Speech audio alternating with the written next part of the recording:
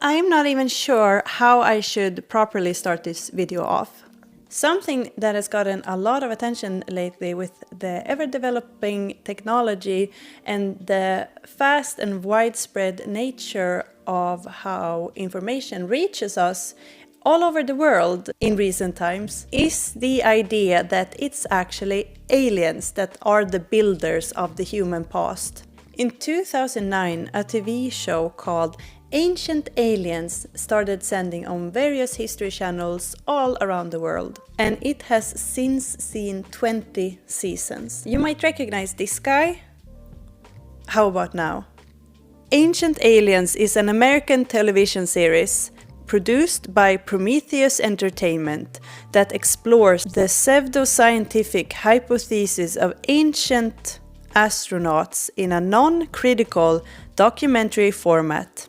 Episodes also explore related pseudoscientific and pseudohistoric topics such as Atlantis and other lost ancient civilizations, extraterrestrial contact, and this is the hardest word I've ever heard to say, ufology, and, of course, popular conspiracy theories. It's not alcohol in this. Since even I have seen this show still being aired as of today, it must be fairly popular still. And let me tell you, scientists, they have not been fans. The series have been criticized by historians, cosmologists, archaeologists, and other scientists. And this is mainly for promoting pseudoscience, pseudohistory, and pseudoarchaeology as fact. How crazy is that? So these episodes, they are frequently characterized as very far-fetched. They are hugely speculative and they have some wild theories going on. Mainly, the part about ancient astronauts just roaming the Earth. Yeah, that's basically my recap of what's the fuss about, what's the show about, and so on, because it's important for this video's plot. And here's a little fun fact for you.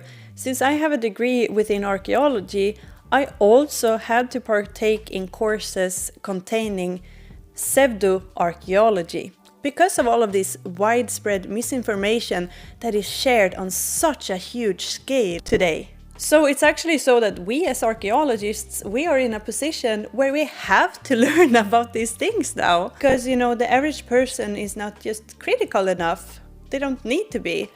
And the ancient alien people, they are very charismatic and very likable and very good at talking. So us as professionals, we just need to learn how to talk about these things. Which is a lot of fun in the beginning, but on a larger scale, when you realize how many people are actually just eating all of this up, it becomes, a bit worrying. And what Ancient Aliens really show is how little people dare to ask critical questions about what they're hearing, but also how little information they actually have about their own history. So yeah, a bit concerning. Anyhow, this video is not to bash anyone, okay? Everyone is entitled to believe in whatever they choose to believe in. But coming from a scientific point of view, and since my Stone Age Man video, where I noticed where not everyone was really all that happy with me or my scientific takes. And those scientific takes, they were pretty basic and pretty, surface level when it comes to facts of the past. So I felt kind of like, actually I should talk about this. And let me tell you, these things are nothing new. Nothing is new under the sun. Already in the 1600s in Sweden, Olof Rudbeck, the Older, son to a bishop, and he's known as this all-around genius basically in Sweden. Olof Rudbeck, the Older, wrote a little book called Atlantica, where he wants to show and prove to you, he wants to lay out the facts, okay, that Sweden, if you really think about it, Sweden has a lot in common with Atlantis. I mean, if you really think about it. Yep, you heard that right. Atlantis. Just remember you heard it here first, okay? Or well, you heard it from Rudbeck, I guess. That all that sweet, sweet technology, all of that wonderful culture you guys are enjoying wherever you are in the world, from ancient times up until today, yep, it was us. We did it all. It was all Sweden all along. And if you have ever heard that the Goths, like the ancient tribe, the Goths, that they actually stem from Götaland in Sweden, that they actually come from Scandinavia, that is also found in Atlantica. So that information, I know I've gotten asked about it in the past, take that information with a huge grain of salt, or a whole wagon filled with salt. And it's kind of funny because according to this French author, Jean-François Regnard, I'm sorry if I butchered that name, all of the French people out there, he once visited Rudbeck because like Rudbeck was this all-around genius after all. He tried to talk this poor French author into that if you think about it, if you really think about it, doesn't Hercules look kind of Swedish? If you think about it, doesn't he strike you as a Swedish man? So poor Jean-François just have to sit there and listen to his Hercules and Sweden and a bunch of other nonsense. Obviously, Rudbeck was wildly and heavily criticized, but not by all. And he was also accused of forging evidence to hold his own theories up a little bit better. And I wonder where that criticism could ever come from. So what is Atlantis then? Besides one of those very great overlooked Disney movies, Atlantis is an island mentioned by the ancient philosopher Platon. And it was the most glorious place on earth. It has never been proven to exist anywhere, which makes it perfect to pop up at any time, whenever and wherever someone feels like maybe our culture should be in the center of attention for a little while. Maybe our culture is actually the center of the universe. Anyway, back when I participated in these pseudo-archaeology courses at university, I made a presentation together with some classmates about the mystery surrounding Mohenjo-Daro. We also took part of literature that explains a little bit more how this thing can even occur in today's society. So how come that these alien theories and this alien talk isn't just, you know, brushed off the shoulders straight away by people? Or like at the very least, like how come that they're being taken so seriously? It is built upon very simple and easy explainable grounds. And that ground, that base, it consists of doubt and misunderstandings.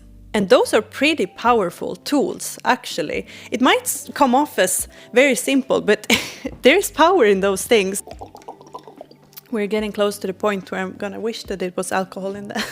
So when it comes to ancient pastimes, where we lack a bunch of pieces to the huge historical puzzle that we're trying to lay out in front of us, where we are left with tiny, tiny fragments to explain the bigger picture, then we run into these so-called historical gaps. These gaps, they are more than welcoming to be filled in for whoever wants to sell you something. Whoever wants to sell you a book, a course, or just the real truth, the real fact of the matter. And it's usually packaged in this very neat and pretty package of what they don't want you to know, the establishment, the evil archaeologist. Booga, booga, booga, booga.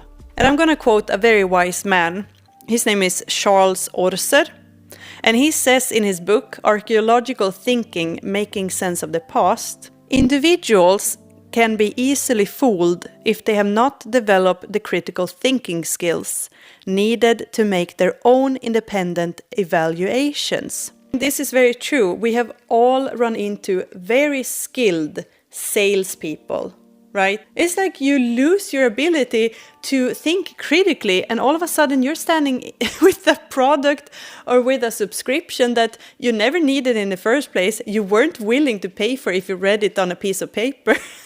You're standing there and you think like, wow, my life has really improved by now. And when we lack that ability to like question what it is really that we're hearing, then we end up here with the aliens. This book is a huge recommendation from me. Charles Orser is great. I want to use my presentation about Mohenjo-Daro as an example of how you can actually use critical thinking when it comes to topics within history, for example. And of course, I don't expect everyone out there to know what in the flying elephant Mohenjo-Daro is. Mohenjo-Daro is an archaeological site in today's Pakistan. It was built 2500 BC, around there, so during the younger part of the Stone Age. I run into this in different countries. We use younger and older like differently. I mean the younger part of the Stone Age as in like the time that is closer to us. And during its time it was one of the absolute largest settlements in the area of the Indus Valley. It is thought that it would actually have a population around the numbers of 40,000 individuals. The thing with Mohenjo-Daro is that by 1700 BC, it was abandoned. It is also important to note that this was not the only settlement in the Indus Valley that got abandoned during these times. There was a lot of settlements that got abandoned. It's one of these parts of history where it is kind of like, what happened in the Indus Valley around 1700 BC? You know, that's very interesting to look into. In the 1920s, archaeologists re-find Mohenjo-Daro. There's also this thing with Mohenjo-Daro that they have found around 40 skeletons there, and it is estimated that it withheld a population of 40,000 individuals. So where did all of the other people go? And that is one of these like main questions about this place, right? The mystical massacre of Mohenjo-Daro. And I will circle back to this 40 skeletons and this big massacre. We still don't know exactly what happened in the Indus Valley around 1700 BC. There are big-scale theories about an invasion taking place, either by viruses or by other people. Of course, there's also theories regarding a rapid change in climate, like a climate catastrophe, basically. So this is an absolutely golden opportunity and a golden place. Like this is the El Dorado of where conspiracy theories can then take a hold and grow. And of course, Ancient Aliens have done an episode on Mohenjo-Daro. Perfect! I want to show you some of the main points that the people in the Ancient Aliens episode about Mohenjo-Daro from season 9 actually has to offer, and we will go over them together. I don't know how much I'm allowed to show in my video, so I will just take short snippets, but we will watch it together, you and I. Actually, you know what? Let's make popcorn. This will be a lot of fun. The popcorn are ready. Are you ready? Well, you have to be ready because now we're gonna watch. An officer of the Archaeological Survey of India is led by a Buddhist monk. Archaeologists believe that over 35,000 people once occupied the city. However, only 43 skeletons have been discovered at the site. There are many. So there we go with the skeletons, right? Like, 43 skeletons have been found and it was 35,000 plus people living here. What has actually happened? Like, they're starting it out with like, something sinister has happened here, right? Let's continue. In 1977, British researcher David Davenport discovered that part of the archaeological site showed evidence of having been destroyed by an extremely powerful explosion. So British researcher David Davenport, what does that mean, researcher, by the way? So basically, he discovers that Mohenjo-Daro has been nuked away in a huge explosion. And speaking of titles, like the title of David Davenport, researcher, I have made a list of the titles of all of the specialists that talk in this documentary, and their titles are a journalist, mineralogist, as well as geochemist in the same title, a publisher, a radio host, And some dude that they don't even disclaim what his title is, he's just sitting there talking about aliens at the very end. In 2014, mineralogist Dr. Sam Iyengar was able to obtain a piece of fused pottery from Mohenjo-Daro and put it through a series of tests. When I did the elemental analysis, it showed me that the Mohenjo-Daro rock contained mostly silicon, aluminum with some calcium and potassium. So my thought was maybe it could be some type of a clay, till I did the X-ray diffraction. X-ray diffraction is able to determine exactly how a material was formed. This is the pattern I got, and you can see some crystalline peaks here along with an amorphous hump, which usually results from a glassy phase in the rock. The composition is very similar to volcanic rock. The only way the clay can be converted into something which we saw is subjecting the clay to a very, very high temperature. I'm talking 4,000 to 5,000 degrees Fahrenheit. That is not something an early civilization can do intentionally. It has to be something supernatural. So what happens is that Dr. Sam, the mineralogist and geochemist, he gets to take a little piece of stone from Mohenjo-Daro and he looks through it. And there he sees that this stone has indeed been through a glassy phase when he looks in his chart. And he even explains that this is similar to volcanic rocks, that they can also go through like a glassy state. Basically, this is meant to be proof that this big explosion has gone off in Mohenjo-Daro. But he also says other things in this interview with him. He says the rock mainly consists out of silicon, aluminium, calcium, and potassium. And when he says these things, then some red flags and some alarm sirens start going off in my head. Because, glassy states of stone can occur. And one of the main ingredients to that occurring is silica or silicon. And extreme heat, followed by being rapidly cooled off. That can create glass. And this is, as Dr. Sam is saying, this can occur out of a volcano. This can also naturally occur outside of a volcano. It can actually happen when lightning strikes in desert areas. This can also create natural glass, as well as seaweed and some marine animals like sea sponges. They contain a high concentration of silica. So actually some seaweed, some sea sponges, sand, and very, very extreme heat can make natural glass. So the bricks should mainly contain like the surrounding ingredients, like the sand surrounding Mohenjo-Daro, as well as the components and the minerals of that sand, together with some filler material like straw in these clay bricks. Very much like the rock that Dr. Sam is investigating in this episode. And I'm just gonna push my shin out a little bit because in Asia, 3 of the top regions to have extreme thunderstorms are all situated in Pakistan to this day. He says that for this rock, for this stone to be in a glassy state, it needs to reach at least 4,000 to 5,000 Fahrenheit. That is not something an early civilization could, manage.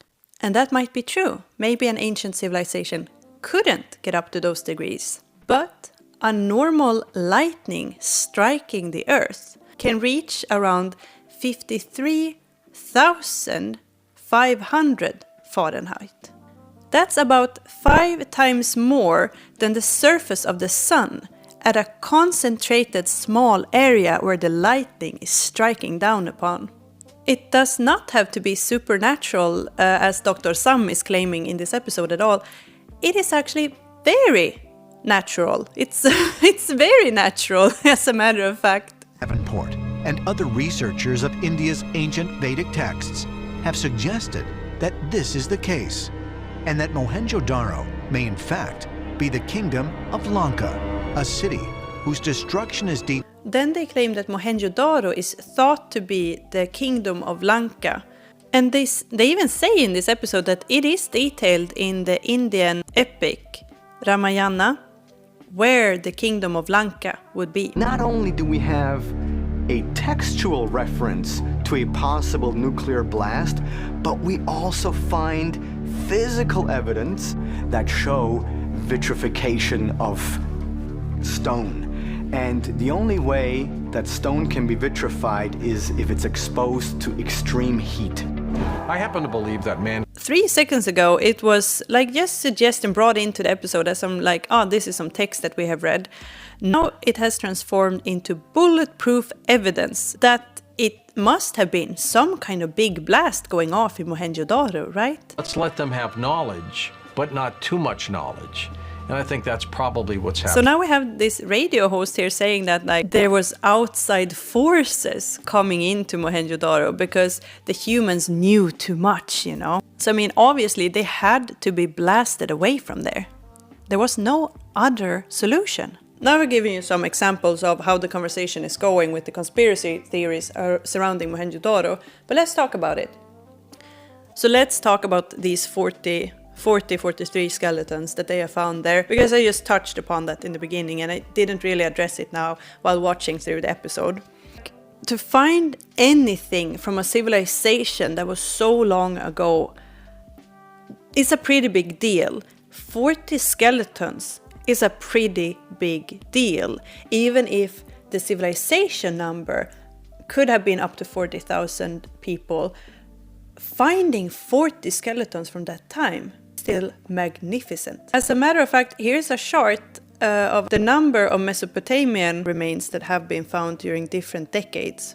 The Mesopotamian kingdom also consisted out of many big cities and settlements, not only just one, so this is not from one place where they have found these skeletons. Also the factor that some people within these cultures might have used cremation as a burial option.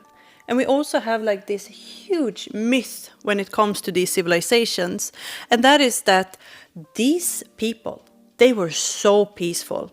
They were so peaceful, in fact. There was no outer walls, they didn't have any weapons, there was no war depicted anywhere and so on. And in some example that's true. They haven't found anything like that. But there is still this huge myth that all of these cities, all of these settlements, they were just these peace-loving hippies that never got into conflict with anyone. But recent examinations of human skeletons found at the site of Harappa has demonstrated that the end of the Indus civilization saw actually an increase with interpersonal violence and also infectious diseases like leprosy and tuberculosis. There are archaeological studies that have been made on the skeletons from the Indus Valley, and they have seen their fair share of violence. These societies, they weren't these perfect, peace-loving people. You know, they were just people like every other civilization. So even if it's very convenient to claim oh, these were just peaceful, loving people that grew too smart, and then the naughty aliens just swarmed in and blew them all up.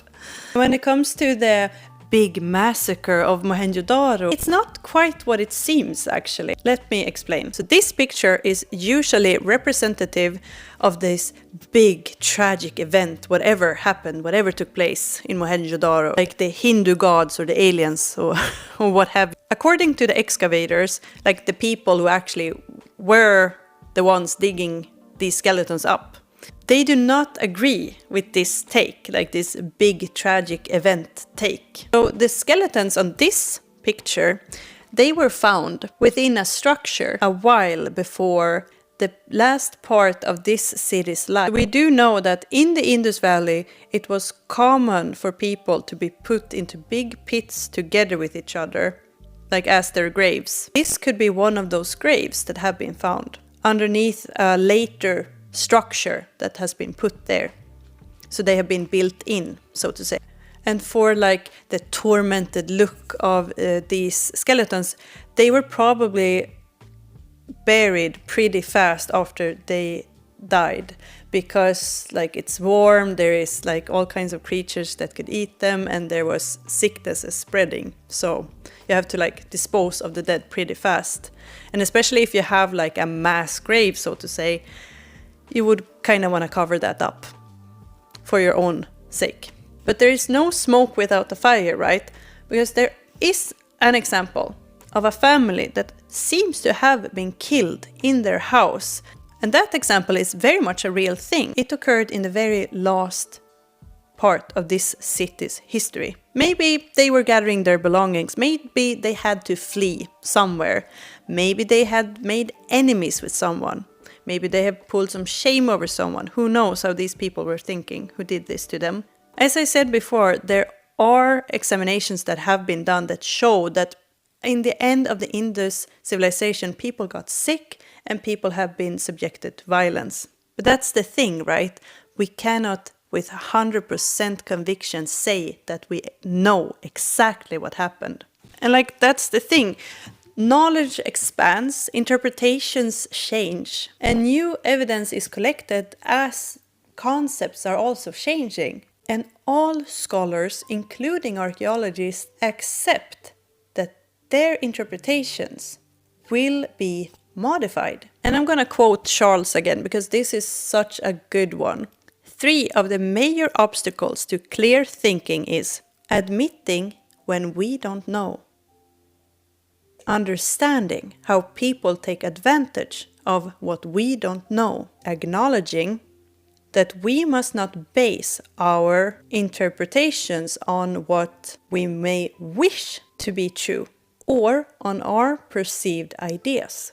That's the thing with the whole ancient alien gig. While archaeologists have to stand there and admit that we have no proof for this and that, and we can therefore not speculate too widely, and we cannot make stuff up and say that we know something that we don't know. These pseudoscientists, they can just make up, they can roll with it. They can make up whatever comes to their mind, whatever wild theory they can make up. And they can like fill these gaps, these historical gaps in with whatever they wish to.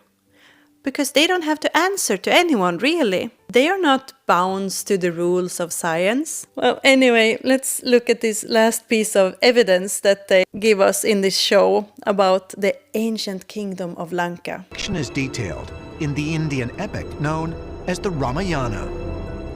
In the Ramayana, it is described that the god Vishnu decides the leader of Lanka, a mortal named Ravana, has grown too powerful.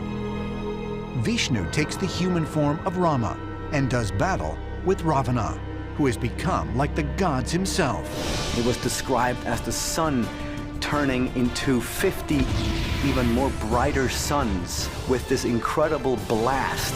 So some people have suggested that perhaps at Mohenjo-Daro some type of a nuclear blast occurred. So the Lanka referred to in this Hindu text that is named Ramayana, it is also like it is referred to as Ravana's Lanka, is considered by this text to be a huge island country situated in the Indian Ocean. So some studies refer to that the palace of Ravana was located in Sigiriya, and that is Sri Lanka. Lanka, Sri Lanka, kind of sounds similar. That is not the only place. Sri Lanka has been up for debate, as well as the Maldives, Madagascar, and Sumatra. Whichever one of these examples is more right, we can all agree that the Indus Valley is not a huge island in the Indian Ocean. So this text, the Ramayana, scholars estimate that the earliest parts of this text was made during the 7th to 4th centuries BC. Its later stages ranging to somewhere around the 3rd century AD. Like the oldest parts of this text, the Ramayana, would have been noted down somewhere around 700 BC. And Mohenjo-Daro was abandoned totally around 1700 BC. So like it is a difference about 1,000 years. It is so that this show, the Ancient Alien show, is playing on the fact that, oh, these are ancient texts. And they are really playing on the fact, this ancient part, because ancient means really, really, really old, right? But the difference between 700 BC and 1700 BC, that is such a huge gap. That is like us noting something down happening right now, that someone in the future would apply that happening during the Viking Age. That's the kind of big gap we are dealing with here. And this is the reason why I don't work with dinosaurs. All of those periods, they all flow together for me, because I don't really have a grasp how old things are during those periods. Like which species actually lived together with the T-Rex and such things. And they are playing upon the same type of naivety in this episode as I feel for the dinosaur ages. You could fool me with whatever when it comes to the Triassic, the Jurassic, and the Cretaceous periods. Wow, we're doing a double take, guys. This video is taking a toll on me, can you tell? Now we have come to the exciting part of this video where I actually get to do my own little experiment. Because what kind of scientist and archaeologist would I actually be if I just sat here on my butt and reacted to a TV show? So I did what any rational scientist should do in the name of research. I went to an ancient alien UFO meetup. And oh boy, let me tell you how that went.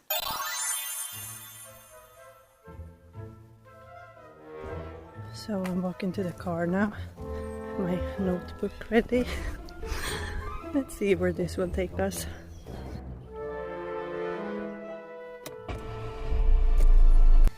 So I am at the place now. I am very nervous now. I didn't think I would be this nervous. Well, I hope I won't make a fool out of myself.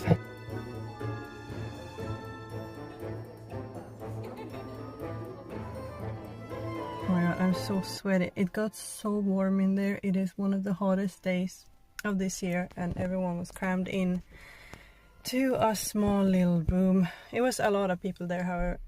So I decided not to film in there because I think it's disrespectful, and I don't want to paint anyone out to be like a bad person, or like I don't want to point fingers. I don't want to call anyone stupid. I think it's disrespectful.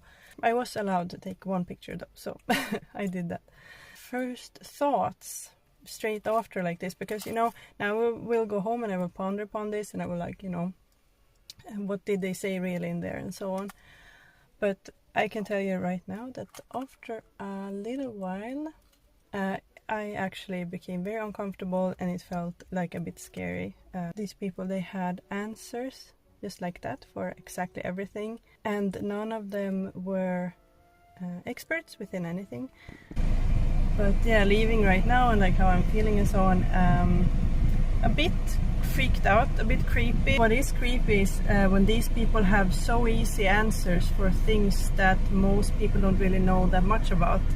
And they are always, so to say, like normal people. They just wandered into these topics, and then the experts and the archaeologists, they are the other, and so on. So yeah, one of these people, he has even released a book about what really happened in those ancient civilizations. So I can actually not confirm or deny publicly what expertise he actually has, or what kind of education he actually has, which my guess as an archaeologist would be that he has none. But yeah, I can only guess since I can't look it up. And that also tells me something. If you don't dare to put your name on your work, then it's also like, What a lovely little recap there in the car after the meeting. There was talk about living in different dimensions at the same time through different vibrations in the universe. How in certain levels of these vibrations you can actually look upon the archangels up there. But these are not silly angels with wings and like, you know, the little golden things on top of their head. No. These archangels, they are made out of sound waves. Then there was a whole lot of UFO conspiracy talk. They were like claiming that a spaceship had been found in the 1950s in the United States. So like aliens, they are super common, and UFOs, they are super common. The thing is that they just happen to land in the United States for whatever reason all of the time. They just like it over there, you know? These lecturers, by the way, they were Swedish. They were talking in Swedish from a Swedish perspective, but still they were only talking about UFOs and cover-ups over in the United States. And there is this little thing, right, with that ever since 20 years back, everyone has easy access to cameras, especially today. But I mean, even 20 years ago, you could just snap a picture like that. You didn't need to have like 1800s, like huge camera with the powder and like poof, you know, and wait for 20 minutes for it to take a photography. And still, we are still looking back to like 1950s and earlier for these signs of these UFOs, when anyone at any time can just take a picture anywhere in the world, basically. And again, people can choose to believe in whatever they want to believe in. I mean, if they actually truly believe in this stuff, I don't think that I am going to be the one changing their worldview, okay? At the end of this 3-hour-plus meeting, we came to the ancient aliens, the ancient astronauts. And that is where things got really crazy, at least for me as an archaeologist. What I will do now is that I will actually go over with you guys what was actually said and claimed in that meeting. And no, I did not film in there. I am not comfortable with filming people that have not consented to be in my video at all. Anyhow, where should I even start? So, it began, of course, with that our history had been taken from us by the establishment and the horrible, horrible archaeologists, of course, which made me laugh sitting in there. I always laugh when I hear statements like this, because I do not know any other people that get so excited, like genuinely childlike excitement out of getting news from the history world, learning new things or making new discoveries and so on. I don't know anyone that could pay that type of a person to keep quiet about a discovery that they have made. These people, they exist all around the world. And I guess the establishment is supposed to pay all of us then. If the establishment is watching this, can you please reach out to me? I would want to see that money. So, let's continue.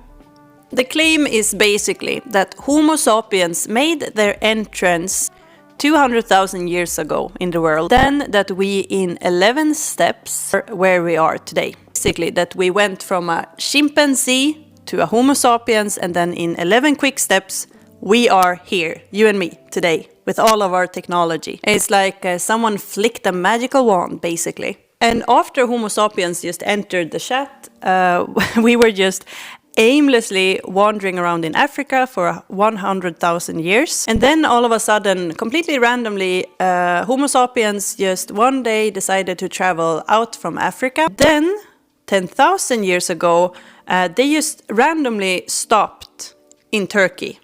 And of course, if this is the explanation and the layout that you choose to show to people, that something is quite wrong here. That people randomly, 10,000 years ago, started building this massive, impressive temple building when they had just been picking berries for like 190,000 years before that. Their whole lineage, Homo sapiens, had just hunted some animals and picked some berries. They were completely insanely stupid, was basically the explanation that we got in this meeting. I would think that if someone laid all of that information out for me as well, and I didn't know anything about history, I would also feel like, yeah, something is up here. Like, how does that happen? How does these people just wander aimlessly for hundreds and hundreds and thousands of years, and then all of a sudden they have the knowledge to build this thing? Hey, editing Elin here. So I just want to make it clear, because I'm not sure that it comes off as clear enough in the video. When I keep hammering on about that Göbekli Tepe would be 10,000 years old, that is because that is what the lecturer said. So that is their statement. Göbekli Tepe is probably much older than 10,000 years. It's I think it's 11,500 years something. Anyway, just so you know, I'm just making it clear. Good. Keep watching. And then also in this meeting, they claimed that when the people were done building, like when they were completely done with Göbekli Tepe, then they had decided to just cover it up. So they filled it in. They hid it. Must have been very weird and extraordinarily stupid Stone Age people building something like that randomly. And then when you're done with it, you just cover it up. Suspicious. So, I mean, obviously, the explanation must be aliens, extraterrestrials, obviously. Let me tell you, there was way too much talk about alien-monkey intercourse for my tasting during that meeting. Basically, what they're trying to say is that there is holes in this story, right? I think you would agree with me that there is holes. There are holes in this story. Because there is no way we just turn from monkeys humans, and then that we just knew how to use tools during the Stone Age 10,000 years ago. But yeah, let's go over it, and let's actually go over it with like through science and what we actually do know. So one of my absolute biggest pet peeves is the notion that Stone Age people, especially people from the older Stone Age, but even the younger Stone Age as well, that Stone Age people were stupid. That is like one of my biggest pet peeves. That people think that they were completely incapable of anything. So if we're gonna look at the evidence, the oldest find of tools is not even made by Homo sapiens. What? Yeah, I know, it's shocking, right? The earliest tools, they are not 10,000 years old, actually. They are 2.5 million years old. And us humans, we have absolutely nothing to do with them at all. It's an earlier species of hominins in Eastern Africa that created these tools. And that is so fascinating because 2.5 million years ago with these hominins that weren't us, they did the true big leap in evolution of what would become Homo sapien culture. So that's like a couple of million years before we ever even existed. And that, according to me at least, is plenty of time to kind of work on those motorics a little bit and work on your tool-making skills. And the earliest finds of what would become us, the Homo sapiens, the humans, that is in fact around 200,000 years old. But the fact is also that we didn't just turn into Homo sapiens from a chimpanzee. So what would become Homo sapiens is not 200,000 years old, but around 6 million years old. Because there is many steps from that monkey to what you see on your screen today. And on the big scale of things, Homo sapiens have not lived a long lifetime at all on this earth compared to our ancestors. Are we genetically the most similar to a chimpanzee in the animal kingdom? Yes. But it is very dishonest to leave out millions and millions and millions of years of evolution in between the chimpanzee and the Homo sapiens. The last common ancestor that chimpanzees and humans shared, we shared 7 million years ago before it broke off. Ardipithecus and Australopithecus are earlier ancestors of Homo sapiens. And those guys are not even within the Homo category yet. This covers millions and millions of years of evolution. And these are not all of them, these are the big ones. Archaeologists actually find new ones every now and again and find new connections between them. In my opinion, the statement that we went from chimpanzees to Homo sapiens overnight, it is actually incredible, and it's so absolutely dishonest to talk about it like that. Now I want to continue onwards with you to 10,000 years ago. So the argument is that people 10,000 years ago were way too primitive and stupid to be able to carve beautiful imagery into stone and pull those stones up and raise this beautiful temple that we see.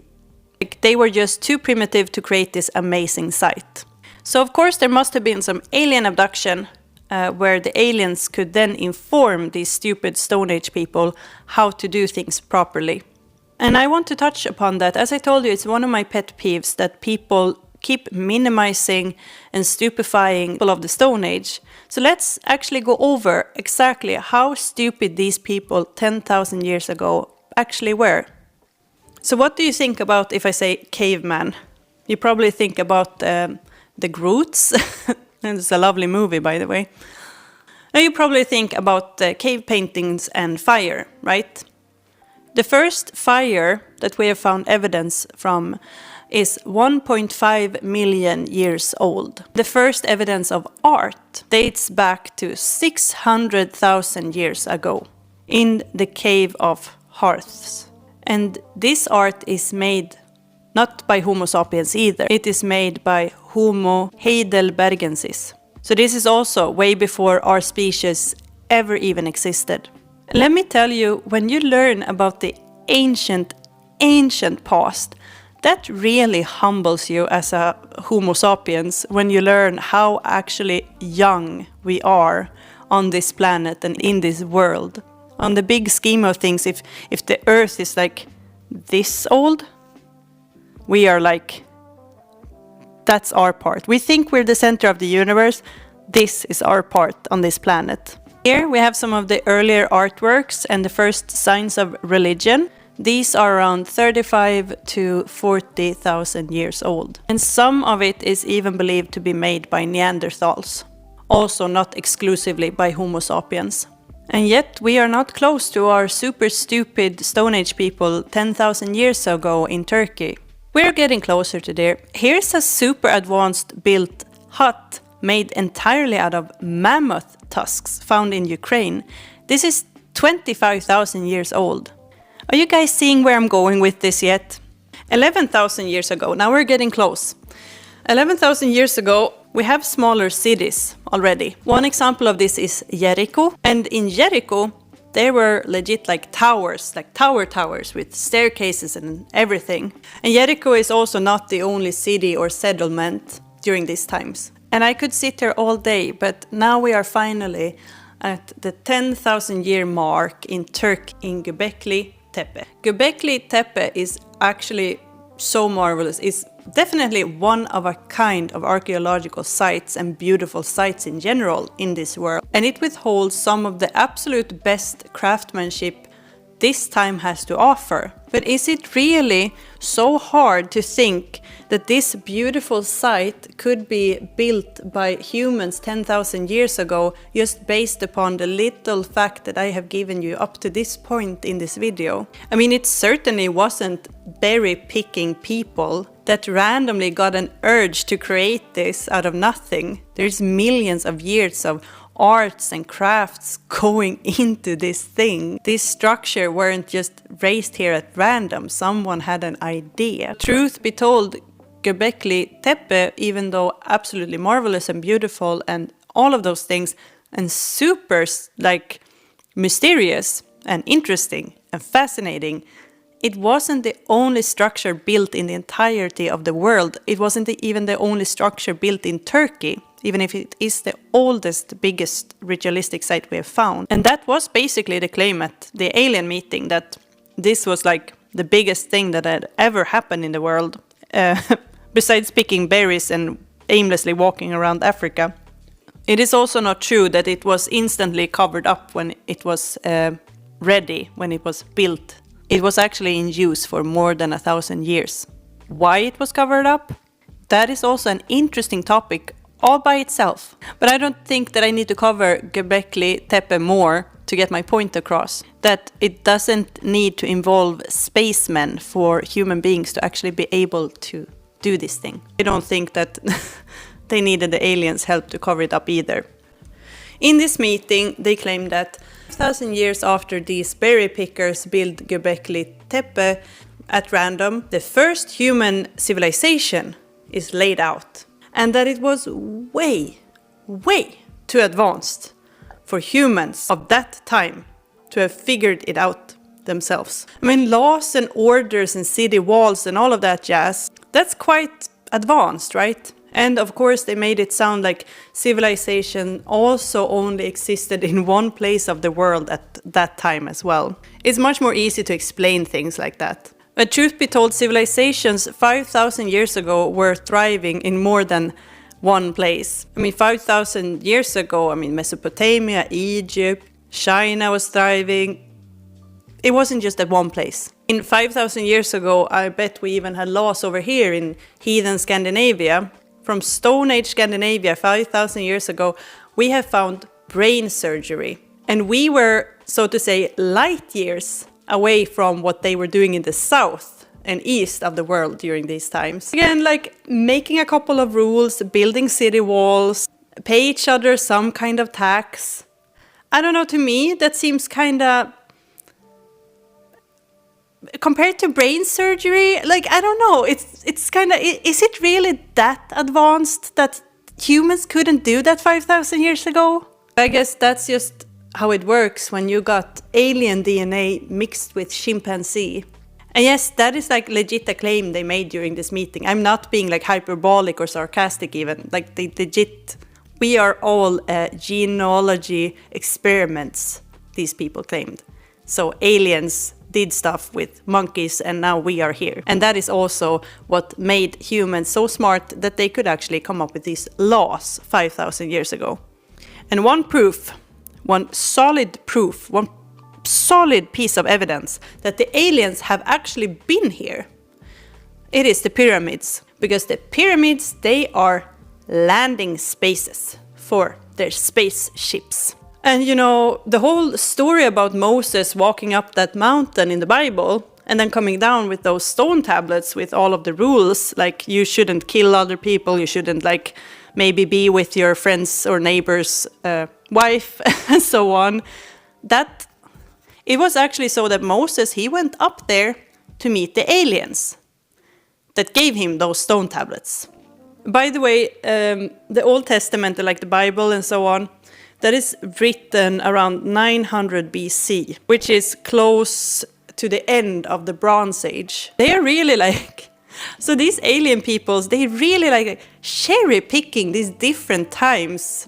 However, like Moses, even though the Old Testament and so on was written then, Moses and the story about Moses, it is supposed to take place during around 1300 BC. So that is when Moses was actually alive. Ancient Egypt in North Africa was one of the most powerful and influential civilizations in that region for over 3,000 years. So from around 31,000 BC to around 30 BC. And if you know the story about Moses, like he was this prince of Egypt and he freed the slaves from Egypt and brought them to the Holy Land. That's like the whole lore of that tale. But if we look at history, like around 31,000 BC, Egypt was already so advanced so that the aliens needed to somehow intervene with Moses, because Moses didn't take those stone tablets down yet from the mountain when he freed the slaves, and so that comes later when he has, separated the sea and walked to the Holy Land and so on. That is when he goes up the mountain and comes down with the rules. So 31,000 BC, the ancient civilization of Egypt is already so advanced that it's one of the most powerful kingdoms in the ancient world. But during 13,000 BC, Moses and his people are so lost and gone that he needs to go up a mountain and talk to the alien space lords to get those rules. Like, even if you try to make some connection with these arguments, you can't really, like, the red thread isn't really there. Like, it kind of, again, cherry picking. Like, when are people stupid, when are they not, And according to the claims that were made during this meeting, because I don't know why they love talking about the Bible so much. They just love that for whatever reason. The pyramid is said to come after Adam and Eve. The pyramids came after that Adam and Eve in the Bible had the apple, like they ate the apple, the forbidden apple of the Garden of Eden. And by the way, the snake that made Eve eat that apple, he was also an alien. Very important. We cannot forget about that. And from there, the Neanderthals, So this is actually the story about how the Neanderthals turned from Neanderthals to Homo sapiens. And like the Neanderthals, they died out like around 40,000 years ago. And then Adam and Eve are these new people after the Neanderthals have died out. And then comes the pyramids.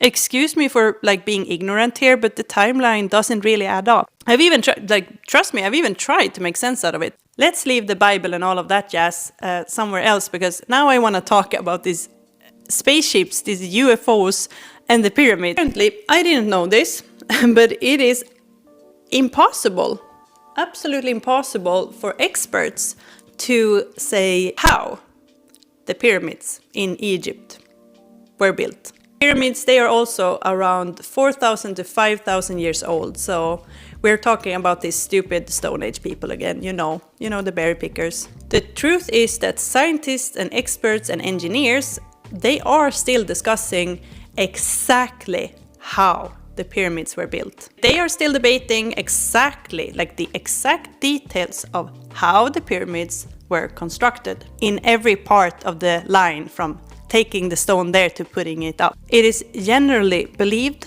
that the Egyptians moved massive stone blocks to the heights along like these big ramps. These ramps would be like greased by water and clay so that they would slide, alongside them. And then they would use like some kind of system with sledges, ropes, roller, and levers. So they kind of know how. They have just not agreed completely on exactly all of the details. Which, it was 5,000, 4,000 years ago. It is pretty hard. We cannot ask someone exactly what went on there. But that they were constructed by some extraterrestrial.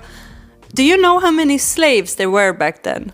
And how big the fear of the wrath of the gods used to be compared to today, for example. And archaeological sites around Egypt, they actually have records written on ancient papyr. And these records, they show that boatmen used the Nile and a network of artificial waterways to bring material to the Giza plateau, including granite and copper cutting tools and timber. And to sustain the workers, they also have on record, they have delivered cattle there from farms near the Nile Delta. So there are even contemporary written sources from these times, how it kind of went down. It's not like archaeologists or Egyptologists are eating their hats standing in front of the pyramids of Giza, screaming and screeching like, no, why, how, Like, there are sources on these things as well, like how it all went down, kinda. I also think that some of these arguments about like how the aliens built the pyramids come from that most people actually don't know how the pyramids look inside. So they are kind of like these mysterious structures and like they're triangular shaped and so on. It looks kind of weird from the houses that we are used to or the grave chambers we are maybe used to seeing in our cultures. And in this meeting they claimed that the archaeologists and the establishment, the horrible establishment, they claimed that it took 27 years in total to build the Giza pyramids, like the whole shebang there. That is very suspicious, right? Those are suspicious numbers. But what they're doing is that they are kind of bending the truth there. It is actually that one of these pyramids is thought to have taken around 30 years to build. Not the whole thing, because if one took around 30 years to build, then the next one would also take around 30 years to build. And if you build a bigger one, then that would take even longer, and so on and so forth.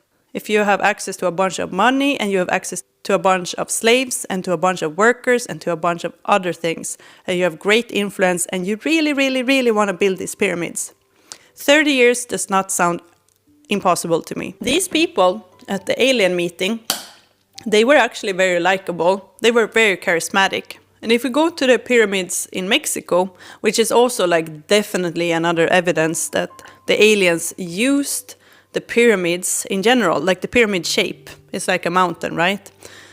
So they used the pyramids in general as landing places for the UFOs, because some pyramids in Mexico, they don't have the top. They are like flat on the top, right? Not only are the pyramids in Mexico perfect landing places, they also contain UFO fuel. You know, fuel for the spaceships so that the ancient astronauts can go away from Earth whenever it doesn't suit them anymore. So, you know, when the alcoholic aliens are done with hanging around and like fooling around with the human ladies. This part of the lecture was very disturbing to me. This is not my claim that these were like drunken aliens. Like, that is not me saying that. That comes from the meeting and the lecturer. If you didn't know already, UFOs and spaceships, they are fueled by nothing else than mercury. And it is mercury that they have found inside of a Mexican pyramid. The thing with that, though, is that it is not unusual to find mercury in Mesoamerican tombs. It is actually oftentimes found in Mesoamerican tombs. But liquid mercury is extremely rare. So it was with some surprise that Sergio Gomez, an archaeologist with Mexico's National Institute of Anthropology and History, discovered traces of liquid mercury in 3 chambers under the early 3rd century AD feathered serpent pyramid in the ancient city of, sorry again for pronunciation, Teotihuacan. Gomez believes that the liquid mercury would work as some kind of representation for the underworld, the mythological realm where the dead resides. And this silvery liquid was probably used to represent, like, rivers or waterways of some kind to the underworld. So 2003, beneath this pyramid, Gomez also found 5 underground chambers that contained thousands of artifacts. Many of these artifacts are believed to be offerings. It's skeletons of big jaguars, the cat animal, wolves. There are figurines made out of jade from Guatemala. There are seashells from the Caribbean. And this also shows how influential this ancient site actually was back in the day. It reached outside of Mexico. And this liquid mercury, that is really like a, that is a huge discovery. To keep the mercury in its liquid form, there is some kind of boxes that need to be ticked off, right, in the environment. So in addition to help the mercury contain its liquid form, the humidity and the lack of oxygen down there in those chambers have preserved plant seeds and fragments of something that kind of looks to be human skin. So it wasn't just mercury found down there. There was thousands of artifacts, and the conditions down there were so perfect that even human skin from this ancient time haven't just vaporized into the thin air. And something tells me, I'm not the alien expert here, but something tells me in order to gas up a couple of spaceships, you would need at least a huge pool of mercury down there, like liquid mercury. And that is simply not what they have found. These pyramids are not as ancient as the pyramids in, for example, Egypt. They are thought to be from 150 to 250 AD, so the 3rd century AD. Why I bring it up is because the lecturer kind of talked about it like they would be kind of from the same time that this all took place, which it couldn't have because they are from so vastly different times. If you made it this far, I'm so proud of you. Skål. On this alien meeting, they also claimed that China is actually hiding their pyramids. They also have pyramids, and they are hiding them from you. I guess that is the Chinese archaeologist and the establishment in China then. And how do we know that they are hiding them if they are hiding them? Well, you see, when Google Earth became a thing, when they were taking pictures up from above and you can look down on Earth, on Google Earth, then, you know what the Chinese government did? They planted trees on top of their pyramids to hide them. So you would think that they are blending into the forest. Aha, we got them. Obviously, if you have a close relationship to the aliens and you don't want people to know about it, you would hide your pyramids too. They also claimed at the alien meeting that the Chinese government are like, oh, we don't know what's in them. Like, there's no pyramids here, we don't know what these are. So they are basically saying that the Chinese population and government is claiming to not know what's inside of these. And what I'm about to tell you will shock you. It will rock your entire world. China is not hiding any pyramids from anyone. These are not hidden at all. These are just tombs and mounds. I mean, if you walk around in Sweden, you will see your fair share of mounds being overgrown by nature as well. Because that's kind of what you do with ancient mounds. You kind of leave them alone. If you're not going to use them for tourist attractions, you don't want to bulldozer over them, because that's very disrespectful. So maybe you would leave them to nature. So, you know, it's kind of circle of life and all of that. You make sure to have an eye on them so no one bulldozer over them. We also let our ancient mounds just be. You know, that's an option.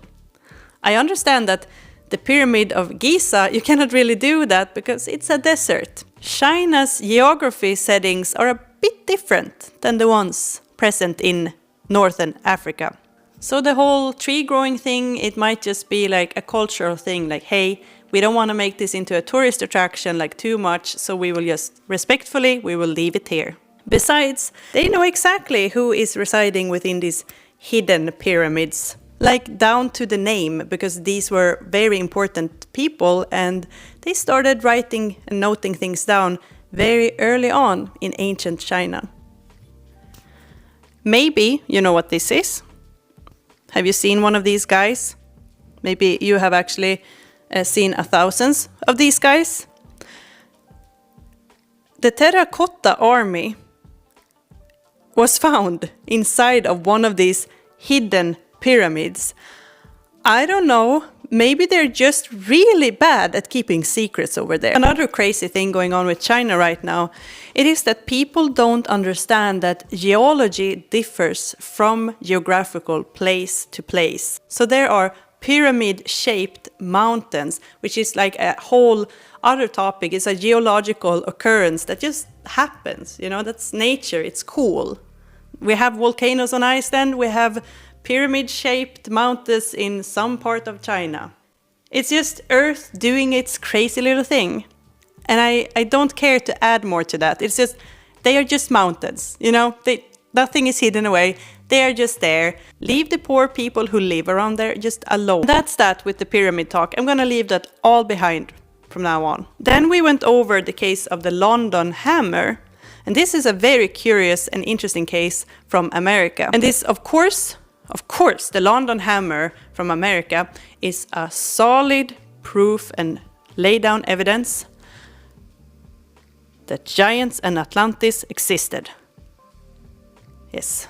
And this is again Earth doing its crazy little thing and people not understanding the ways of the Earth or geology or anything of that sort. And most people have maybe never heard about, for example, petrifying wells, which is another super cool and interesting topic within itself. I won't go there. So if an object is left within one of these wells, these petrifying wells, for like a period of weeks or months, the object will start to turn into stone, like it acquires a stone-like exterior. If you look at this image, for example, this is within a petrifying well. People have hung up these plushies, these teddy bears, and they've stringed them up on a string and put them down in the petrifying well, and now the teddy bears are stone. This can happen within weeks or months. It all comes down to chemistry, mineralogy, and all of that cool stuff. Science is wonderful. And at one time, you know, back in the day, this whole process was thought to be like, oh, witchcraft, you know. Obviously, looking at these teddy bears, I would also believe it's witchcraft if someone hung these up and then randomly they started turning into stone. I mean, that's magic. It's a natural phenomenon. It's due to a process of evaporation and deposition in waters with an unusually high mineral content. The hammer itself is from the 1800s probably, and it's probably from a miner. Wells, miners, This hammer being from a miner, I would think would be a fairly reasonable explanation to how it ended up in a petrifying well. There was also a lot of talk of how ancient Indian texts have actually instructions. I don't know why these ancient alien people always go with the Indian ancient texts. They must really, really like them. I don't know if anyone of them has ever taken the time to learn the language and ever read them, like truly read them, or if they've just read some crazy man's recap of it all. I will leave that unsaid. But these ancient Indian texts, they actually withhold instructions how to tank up the alien spaceship when you have landed it in Mexico and you're drunk and you just want to have a fun night downtown with the human women, of course. Then you might need an ancient Indian text. Just if you forget, if you're drunk, if you're too drunk to remember how to tank up your spaceship, if you need the stupid Stone Age people to help you. Or in this case, it would be the Iron Age stupid people, the berry pickers, the fancy berry pickers. And then they continued the meeting by taking biblical texts and applying them on different objects in time and how that correlated with aliens being involved and yada, yada, yada. You understand what I'm saying by now, because this video is extensively long. And it needs to be, because I want to be clear as day with what it is that I'm saying here. We must all understand one thing, and that is people will take advantage of what we don't know. Because most people don't even know where to start with laying out the big puzzle that is history. History is basically yesterday and a million years back. Where do we even start? And if you don't even know where to start and you have a very charismatic person in front of you that tells you very charmingly and very positively, starts explaining these things to you, like, oh, there's holes in this story, and you should fill the holes with this. And it's not easy if you don't even know where to start, and then you have this charismatic person in front of you that wants to sell you something, and they won't understand history themselves in the first place, but they can talk. I would not want to put in the perspective here that all of these people have some evil, devious plan, because that's probably not true. I don't like to think the absolute worst about anyone. But objectively, they are taking advantage of other people's limited amount of knowledge about certain topics. What makes me feel that there is some bad intent when it comes to these ancient alien people, it is the bad-mouthing the experts, the archaeologists, the establishment, like we have something to hide. I do not know anyone who would scream more on top of their lungs if they made a completely new discovery than an archaeologist. And what makes me say that there might be bad intent there is because I automatically get a bad feeling in my stomach when likable, charismatic people start dividing people into groups and start speaking to you about the truth and us and them. That should give anyone a bad gut feeling. It gives me the creeps. And that was also one of the reasons why I felt so uncomfortable in this meeting, because I really pick up on stuff like that. And for everyone who was hoping that, yes, finally she's gonna do it, she's gonna talk about Graham Hancock and his show on Netflix. I think it's called Ancient Apocalypse. I am sorry to disappoint you. This video is way too long already. Maybe another time we can go over it. But I would actually ever so kindly suggest you to go to Stefan Milo's channel instead for that. The videos where he's talking about Graham Hancock and the ancient apocalypse and all of that jazz, it's amazing, entertaining, and he is such a knowledgeable man. We made it! Yeah, thank you for listening to me and taking time out of your day to be here. I lost around $23 doing this experiment, and honestly, straight from the heart, this was one of the creepiest things I've ever subjected myself to. People are allowed to do whatever makes them happy, as long as they're not hurting anyone else, okay? $23, not that bad, not that bad. But deceiving other people, I'm not cool with that. I'm not cool with that at all. And in the process, you're also making my life and my work so much harder, because now we have so many people walking around believing in these crazy theories without ever questioning them, without even trying to wake up their inner voice in here saying, wait, when did this happen? What do you mean? That is the best question you can ask anyone. Wait, what do you mean now? Can you explain more? Is there aliens? I am not up on this huge Homo sapiens high horse to say that they are not any other life forms out there. Of course there's life out there. Do they look like humans? Do they look anything like over here? Like anything we've ever seen? Probably not. Did they come here? Did weird stuff with chimpanzees and gave Moses slabs with rules that he could show to his stupid buddies? No. No. No, just no. No. No maybes, just no. As entertainment, I think that ancient aliens can be a fun thing, but when it creeps into your actual world view, that's creepy. And yeah, I'm gonna leave it off at that. Dare to ask questions, dare to admit we don't know everything, but also admit what we do know in an honest kind of manner.